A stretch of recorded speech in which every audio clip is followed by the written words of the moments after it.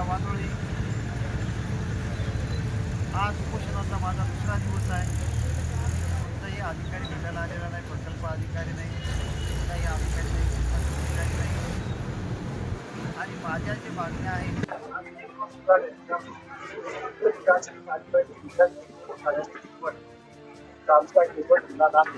या कार्यालयाला वारंवार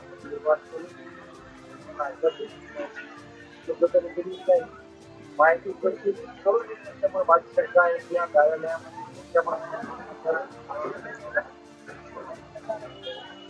या कार्यालयामध्ये चौकशी होऊन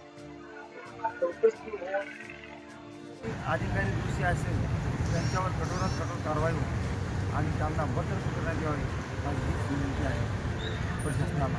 आणि महाराष्ट्र राज्याचे मुख्यमंत्री व गृहमंत्री व तसेच महाराष्ट्र राज्याचे आदिवासी विकास मंत्री यांनीसुद्धा या उपोषणामध्ये